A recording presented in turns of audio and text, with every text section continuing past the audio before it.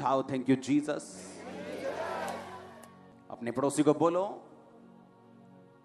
एक मां अपने दूध पीते बच्चे को भूल सकती है। एक मां अपने जन्माए हुए लड़के पर दया करना छोड़ सकती है,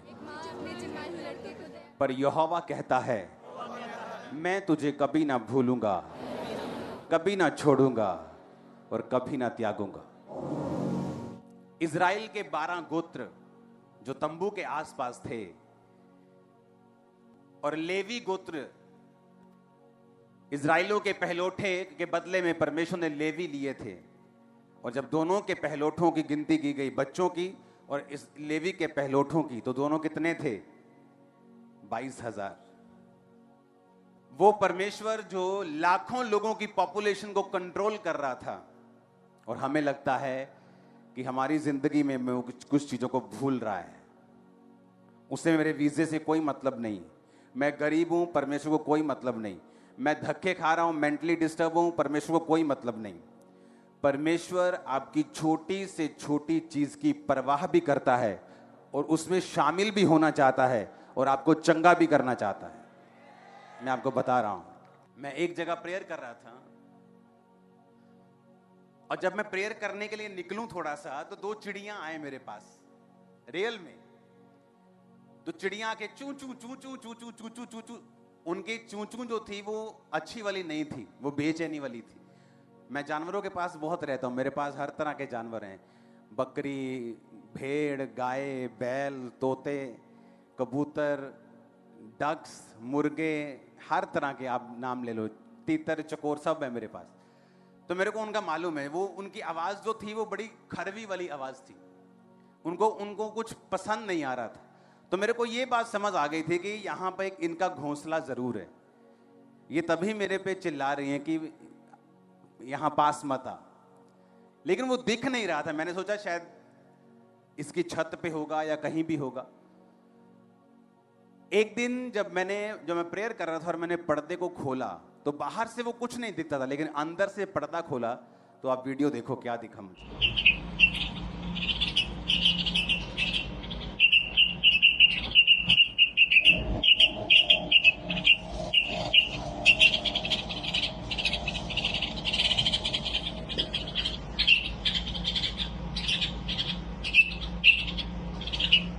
दूसरी वीडियो को देखेंगे।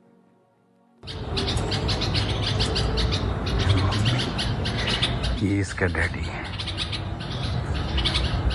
और सारा दिन ये यहीं रहते हैं अपने घोंसले की रखवाली करने के लिए और बच्चों को खिलाने के लिए सारा दिन।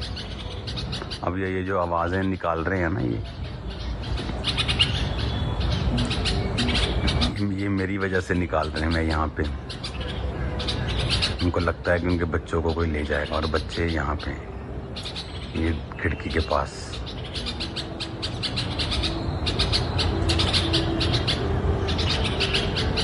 सुनो, जब पहले दिन मैंने इन चिड़ियों को वैसे ही नोटिस किया तो थोड़ी मोटी मोटी थी और मैंने छोड़ दिया नोटिस करके। दूसरा दिन, तीसरा दिन, जब मैंने 6वें 7वें दिन इनको जब मैं चलता था वहां पे, तो ये आ जाती थी और चिर करने लगती थी।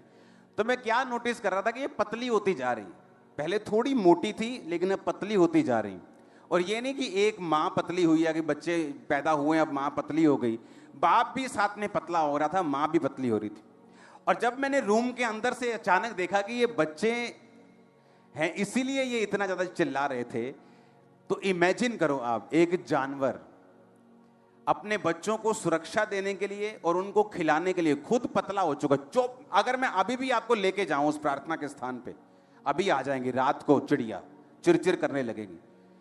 उनको खुद खाने का टाइम नहीं लग रहा, लेकिन अपने बच्चों को मैंने उनको खिलाते हुए चोंच के ऊपर, ऐसे बच्चे चोंच खोलते हैं और वो मुंह से डालती है अपने बच्चों के बीच। सुनो, परमेश्वर ने मुझसे बात की। परमेश्वर ने कहा अगर एक जानवर अपने बच्चों के लिए कमजोर हो सकता है, उनको पालने के लिए इतनी चिंता कर सकता है, दिन रात उनकी रक्षा कर सकता है, तो जो तुम लोग परमेश्वर के लहू से खरीदे गए हो, वो तुम्हारे लिए क्या नहीं सोचता होगा।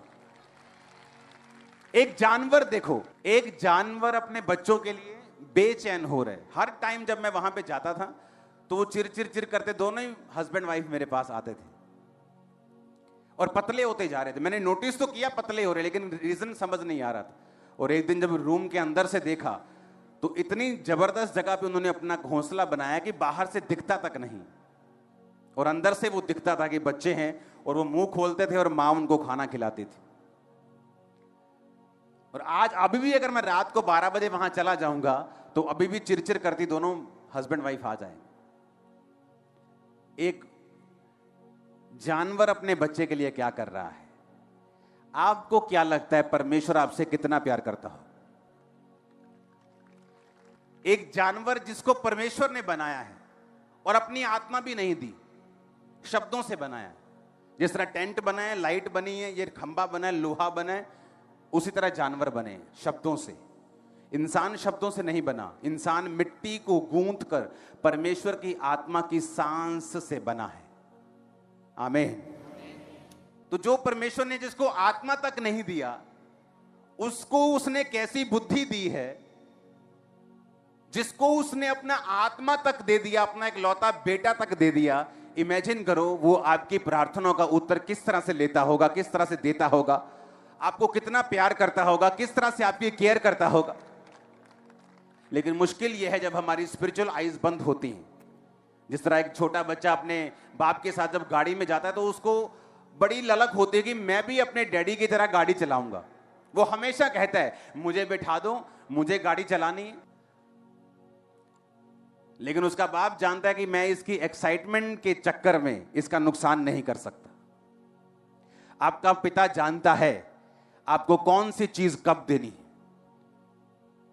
आप जल्दी करने के चक्कर में रोएंगे, चिल्लाएंगे, तो आपका बच्चा जितना मर्जी रोए या चिल्लाए, आप उसको गाड़ी चलाने के लिए नहीं देंगे, तारों से पंगा लेने नहीं देंगे, टीवी ठीक करने नहीं देंगे, आप उसे वो काम नहीं देंगे जो उसकी सेहत के लिए और उसकी जान के लिए हानि हो सकते हैं। तो परमेश्वर जो आपसे प्यार करता है, मैं आपको परमेश्वर की प्रेजेंस में बता रहा हूं, अगर परमेश्वर ने मेरी सारी प्रार्थनाओं के उत्तर दे दिए होते, आज मैं प्रचारक नहीं होता, क्रिश्चियन होता और बिजनेसमैन होता।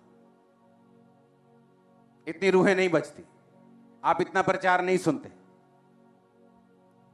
परमेश्वर आपकी प्रार्थना का उत्तर देता है अपने बेस्ट, निश्चित, ठहराए हुए समय के ऊपर, ताकि आप भी ब्लेस हों और आपकी जनरेशन जो आने वाली है वो भी ब्लेस हो। आप जानते हैं रोज की रोटी को शुरू करने का मकसद रोज दोपहर को 1 बजे लाखों लोग उसे सुन रहे हैं, लाखों। आप इमेजिन कर लो कि एक महीने के अंदर 2 करोड़ से अधिक डिवाइस वचन को सुनते हैं। एक महीने में 2 करोड़, एक महीने में। क्योंकि जब अगर शैतान अपनी ताकत को और अपने नए नए तरीकों को इस्तेमाल करके लोगों को पीछे खींच रहे हैं, तो परमेश्वर भी अपने लोगों को इस्तेमाल करके शैतान को पीछे कर रहे। पहले बात करना थोड़ा मुश्किल होता था। कोई गंदी फिल्म देखने लोग जाते थे, बेचारे वीसीआर लेके आते थे, फिल्म लेके। अब तो मोबाइल खोलो तो फिल्म शुरू। शैतान ने आसान कर दिया, तो परमेश्वर ने भी ऐसा काम कर दिया कि उसी मोबाइल पर शैतान के बैंड बजाने का इंतजाम किया। आप जानते हैं सबसे रोज की रोटी को शुरू करने का मकसद यह है कि जो कलीसिया है वो सिर्फ संडे और थर्सडे वचन नहीं सुने, वो रोज वचन सुने। क्योंकि अगर वो रोज वचन सुनेगी, परमेश्वर के हथियारों से इक्विप्ड होगी, भरी होगी, और शैतान जो अब पल पल के ऊपर पाप को अटैक कर रहा है, पाप के साथ, उसे मालूम है उसका लास्ट टाइम आ चुका, उसे मालूम है यीशु मसीह बहुत जल्द आने वाले, उसे पता है ये चीजें, और वो ये चाहता है कि वो भी अपनी फसल को जल्दी काटे, ज्यादा से ज्यादा लोग परमेश्वर से हटे, उसका ये मकसद है। और परमेश्वर भी जानते हैं जितने मिरेकल्स आप देख रहे हो, जितनी हीलिंग्स आप देखते हो, जितनी बेदारी आप देखते हो, आप इमेजिन भी नहीं कर सकते पुराने टाइम के लोग, क्रिश्चियन लोग इसके सपने देखते होंगे कि ऐसा हो जाए। अब लास्ट समय आ रहा है तो परमेश्वर भी इधर तैयार है, उसकी रूहें भी होलसेल में काटी जा रही हैं, शैतान भी अपना काम करने की कोशिश कर रहा है। तो जो वचन आप रोज सुनते हैं वो आपकी हेल्प करता है विश्वास में बने रहने के लिए, परमेश्वर के साथ जुड़े रहने के लिए, परमेश्वर के आत्मा के वचन की जो नॉलेज है उसे ग्रहण करने के लिए, क्योंकि जितना वचन आपके अंदर होगा आपकी हेल्प करेगा। और जब शैतान आप पे अटैक करता है, आपको अविश्वास के साथ, क्वेश्चंस के साथ, शरीर की अभिलाषाओं के साथ, उस समय वो वचन होगा जो आपको सुरक्षित रखेगा, बचा के रखेगा, और परमेश्वर से आप वो लेने पाएंगे, क्योंकि परमेश्वर पाप से नफरत करता है लेकिन आपसे प्यार करता है। आमीन। तो आप पाप ना करें, इसलिए वचन आपके अंदर होना जरूरी है। आमीन। उस वचन को सुनेंगे अपनी स्क्रीन के ऊपर। सबसे पहले अब्राहम के उस वचन को, उत्पत्ति के। सबसे पहला गुनाह इस धरती पे कौन सा था? इस पूरी दुनिया में सबसे पहला गुनाह क्या था? हां, नहीं आना आज्ञाकारी तो उसका तो एक नाम हो गया ना। सबसे बड़ा गुनाह क्या था? सबसे पहला गुनाह क्या था इस पूरी दुनिया में? हां, आदम और हवा से पहले यह शुरू हुआ था। शैतान का घमंड और उसका विद्रोह, यह दुनिया का पहला अपराध था। आप जानते हैं, लोग पूछते सबसे बड़ा गुनाह क्या है? आप जानते हैं क्यों लोग गिर जाते हैं? वचन की अज्ञानता के कारण। वचन कहता है कि मेरे ज्ञान की कमी होने से या ना होने से मेरी प्रजा नाश हुई। शैतान की वजह से नहीं। शैतान भी किस चीज को यूज करता है आपके खिलाफ? आपके ज्ञान की कमी को। 2 इंसिडेंट है बाइबल में जिसमें मैं आपको प्रूफ कर दूंगा कि ये वाला पाप परमेश्वर बहुत सीरियसली लेता है और इसके ऊपर जजमेंट भेजता है और न्याय करता है। पहला पढ़ेंगे उत्पत्ति में, अब्राहम की स्टोरी। अब्राहम की पत्नी सारे के कोई संतान नहीं थी, उसके हाजिरा नाम की एक नौकर थी। सारे ने कहा, देख यहोवा ने मेरी कोख को बंद कर रखा है, इसलिए मैं तुझसे विनती करती हूं कि तू मेरी दासी के पास जा, संभव है कि मेरा घर उसके द्वारा बस जाए। सारे की बात अब्राहम ने मानी। इसलिए जब अब्राहम को कनान देश में रहते 10 वर्ष बीत चुके थे, उसकी पत्नी सारे ने अपनी मिस्री दासी हाजिरा को लेकर अपने पति अब्राहम को दिया कि वह उसकी पत्नी हो। उसकी दूसरी शादी हो रही है अब्राहम। वह हाजिरा के पास गया, वो गर्भवती हुई। जब उसने जाना कि वो गर्भवती है, वह अपनी स्वामिनी को तुच्छ दृष्टि से देखने लगी। हां, इसको बाद में पढ़ते हैं, उत्पत्ति 30 को। हम अब्राहम की स्टोरी जानते हैं कि अब्राहम के कोई संतान नहीं हुई सारे से, तो उसने कहा दूसरी पत्नी कर ले। पुराने टाइम में 1 से 2 से 3 से भी अधिक पत्नियां होती थी। अब नहीं है रूल। ये मत सोचना कि तुम जाओगे और दूसरी, तीसरी, चौथी। कैंसल सारे प्लान शैतान के। आमीन। तो पुराने टाइम में लोगों की 1 से अधिक पत्नियां होती थी। धरती खाली थी, परमेश्वर की प्लान था उसको भरने का। तो बाइबल कहती है जैसे ही अब्राहम की दूसरी पत्नी पेट से हुई, वो सारा को तुच्छ दृष्टि से देखने लगी, उसको छोटा समझने लगी। आगे क्या हुआ? सारा उसको दुख देने लगी, वो भाग गई। जब भाग गई तो यहोवा ने कहा, कहां से आई है तू? उसको आवाज आई प्रभु की। उसने कहा, मैं अपने स्वामी के घर से भाग आई हूं। तो परमेश्वर ने कहा, तेरे पेट में जो बच्चा है मैं उसको ब्लेस करूंगा, उसमें से प्रधान पैदा होंगे। जा अपनी स्वामिनी के पास वापिस और उसके वश में बनी रह। वापिस चली गई। बच्चा हुआ, इस्माइल बेटा हो गया। बेटा बड़ा हो गया।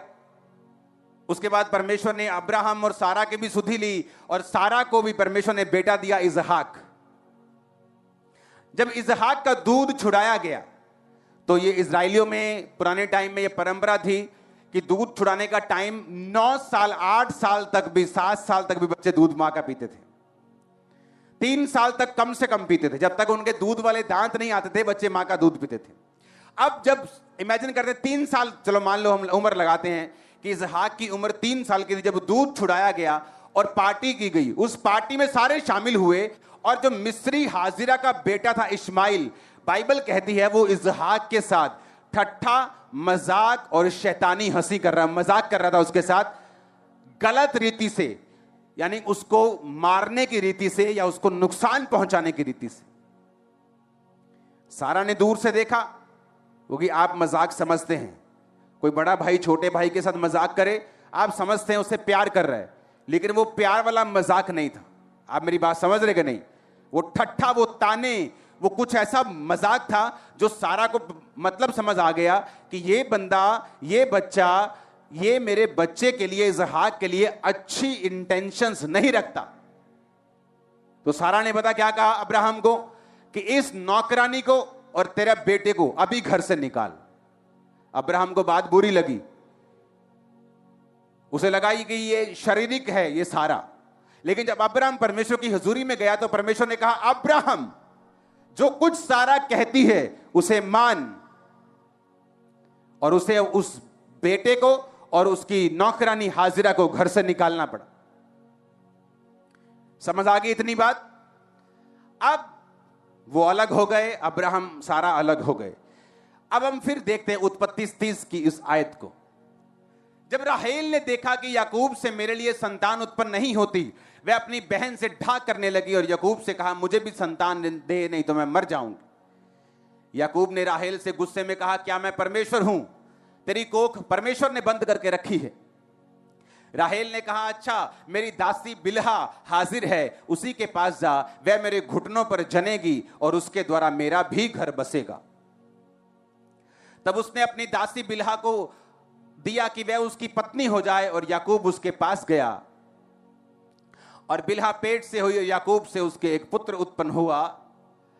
और राहेल ने कहा, परमेश्वर ने मेरा न्याय चुकाया और मेरी सुनकर मुझे एक पुत्र दिया और उसका नाम उसने दान रखा।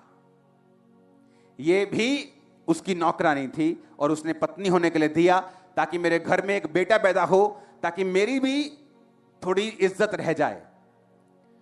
याकूब के 12 बच्चे थे। कितने थे? 6 पैदा हुए उसकी पहली पत्नी से, लिया से, जो अप्रिय हुई, जिससे वो कम प्यार करता था, और परमेश्वर ने बैलेंस करने के लिए उसको 6 बेटे दिए। यहूदा भी उसी का बेटा जिसमें से यीशु मसीह निकले, लेवी भी उसी का बेटा जो सेवा करते थे, तो उसमें से 6 बेटे निकले। 6 बच्चे परमेश्वर ने लिया को दिए। राहेल की भी गर्भ को खोला, 2 उसे दिए, 2 राहेल की नौकरानी को दिए और 2 लिया की दासी को दिए, जो दोनों बाद में उसकी पत्नियां बन गई और 2-2 बच्चे उनके हुए। अगर आप देखें तो उनके 12 गोत्रों में 4 बच्चे उसकी तीसरी और चौथी पत्नी से हैं, लेकिन वो गोत्र में शामिल हुए और अब्राहम की दासी का बेटा गोत्र में शामिल नहीं हुआ। रीजन, विद्रोह। आज इस्माइल, जिस तरह याकूब के 12 गोत्रों को हम बोलते हैं कि इजराइल के 12 गोत्र हैं, इस्माइल भी गोत्रों में होता, इस्माइल भी अब्राहम की ब्लड लाइन में होता, परमेश्वर उसे छोड़ते नहीं, लेकिन विद्रोह, उसकी माता की इंटेंशंस कि मुझ पे अनुग्रह हुआ है तो उस अनुग्रह पे मैं अपने शीश को झुकाऊं, ना कि अपनी मुंडी को कड़क करके बेवकूफी करूं। पुराने नियम में जितनी घटनाएं होती उन्हें शारीरिक रीति से मत लो, वो आत्मिक रीति से सिखाने के लिए हुई।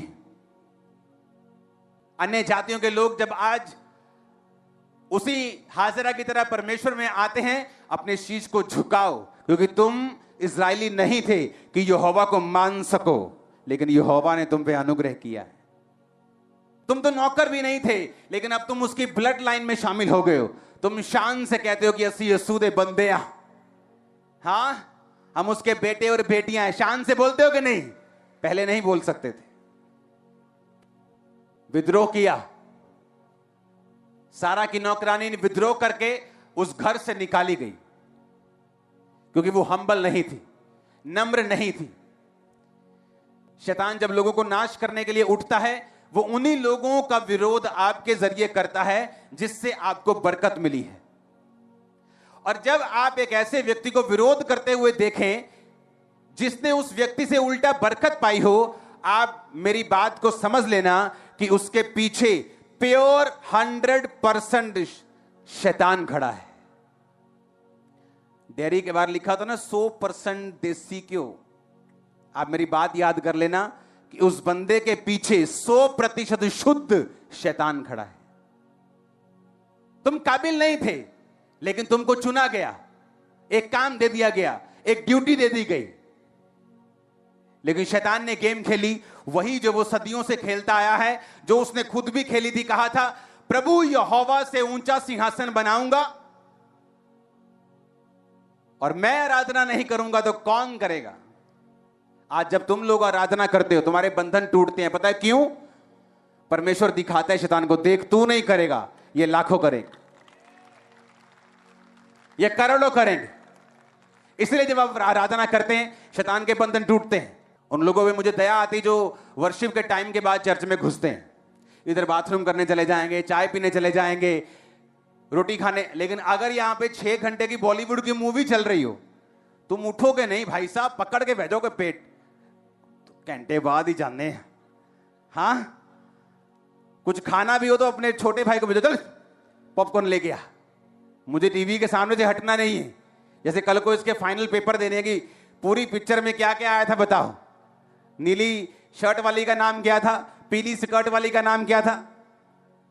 लेकिन अगर चर्च में आना हो तो हम करते फटाफट, चलो प्रभु के दास के आने का टाइम हो गया, चलो चलो बैठो बैठो फटाफट बैठो। तुम आधी बरकत लेके जा रहे हो, पूरी नहीं। अगर पूरी बरकत चाहिए तुम वर्शिप करोगे। और यही शैतान जो विद्रोही हुआ, और परमेश्वर ने पहला गुनाह जो इस दुनिया के ऊपर हुआ वो विद्रोह का था, वो विद्रोह था, वो विरोध था, वो शैतान की गई बगावत थी। और परमेश्वर ने शैतान को डांटा, शैतान को गिराया। जो लोग बोलते हैं धरती के ऊपर एक बड़ा उल्का पिंड गिरा था और उसके बाद धरती पे सारा कुछ नाश हो गया, वो उल्का पिंड नहीं था, वो शैतान था। उसके बाद कभी गिरा धरती के ऊपर, क्या हो गया? उल्का पिंड बंद हो गए बनने। करोड़ों खरबों खरबों खरबों खरबों अभी भी आसमान में घूम रहे हैं। गिरे क्यों नहीं? परमेश्वर ने गिराया नहीं।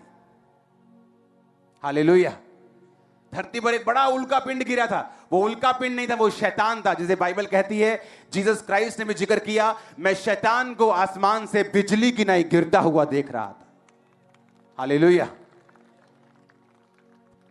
क्यों गिरा? जब भी एक जगह के ऊपर, एक देश के ऊपर परमेश्वर की बड़ी योजना होती है, तो परमेश्वर की यह इच्छा होती है उस देश के लोगों को वचन के द्वारा जागृत किया जाए।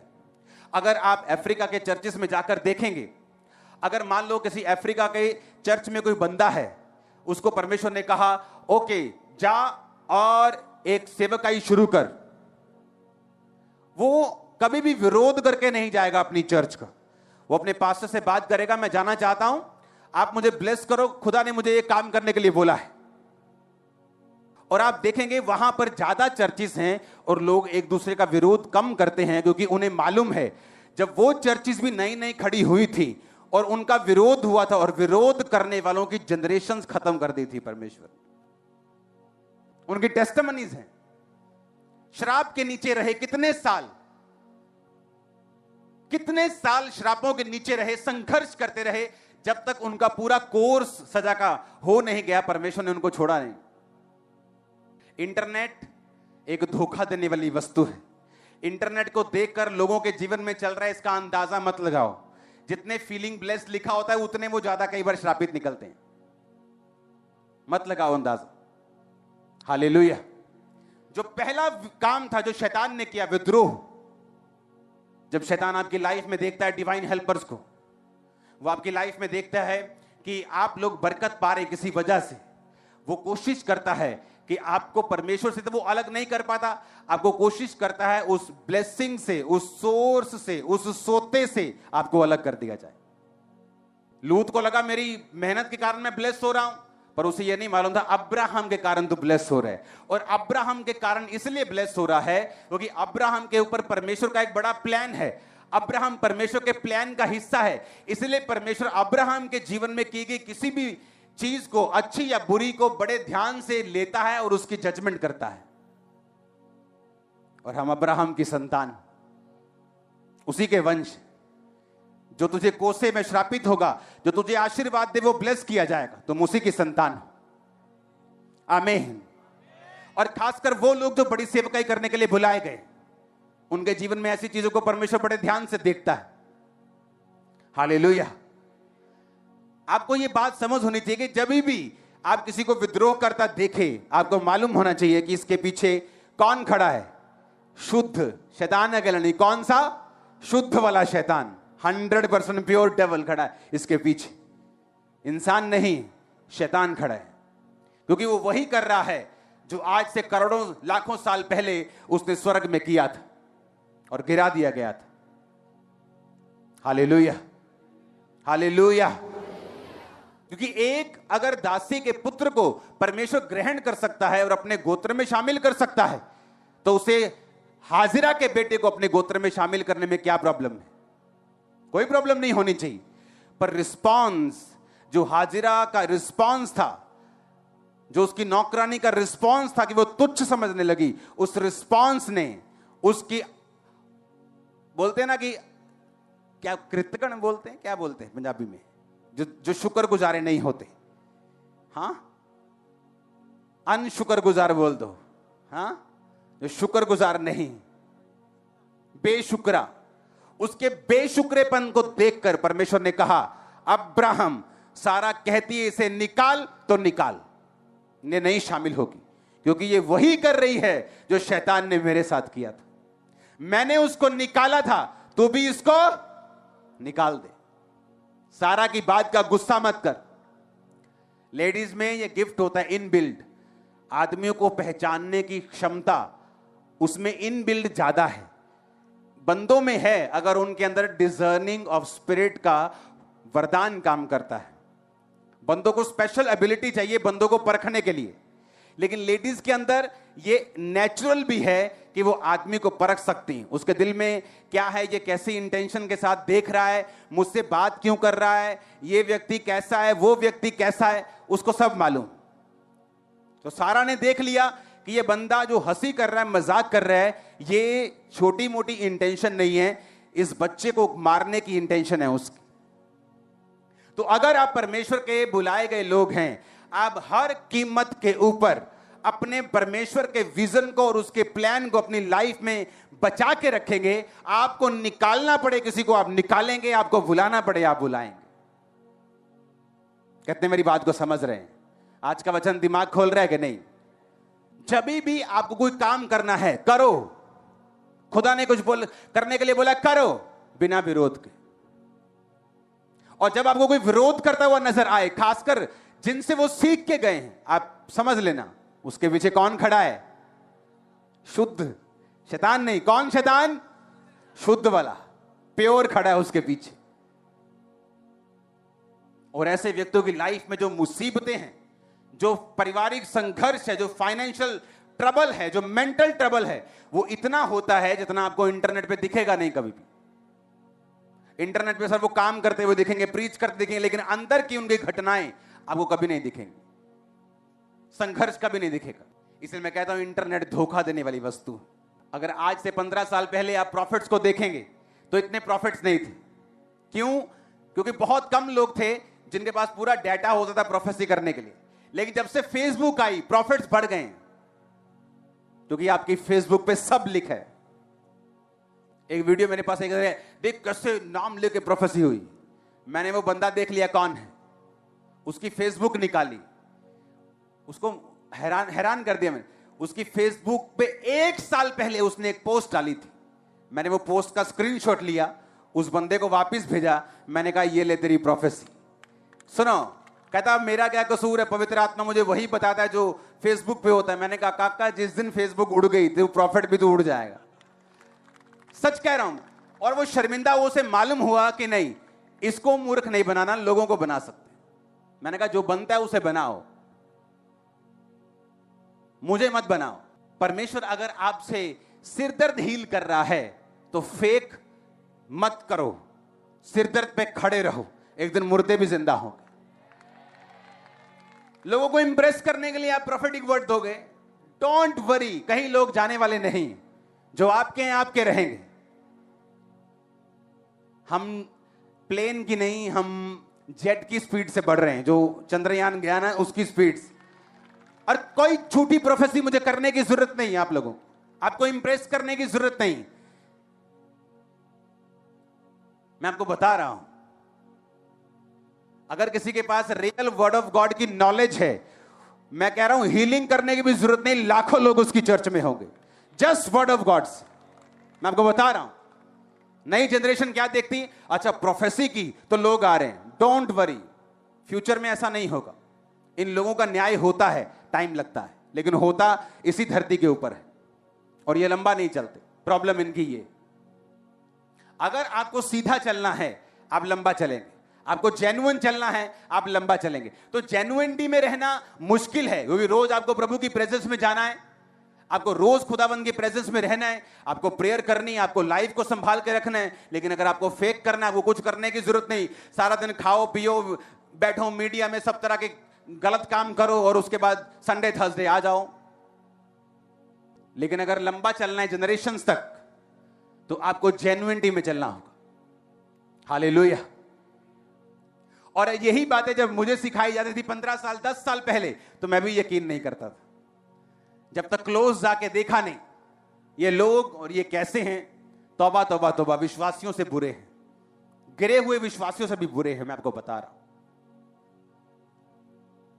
इसलिए मैंने कहा इंटरनेट से धोखा मत खाओ, बाइबल पढ़ो, उस पे चलो, परमेश्वर की आत्मा की अगुवाई मांगो, सोल सेविंग पे ध्यान दो, हीलिंग चाहिए हीलिंग मांगो, डिलीवरेंस चाहिए डिलीवरेंस मांगो, वो आपको देगा, वो आपको छुड़ाएगा, आपको वचन भी देगा, आपसे बात भी करेगा।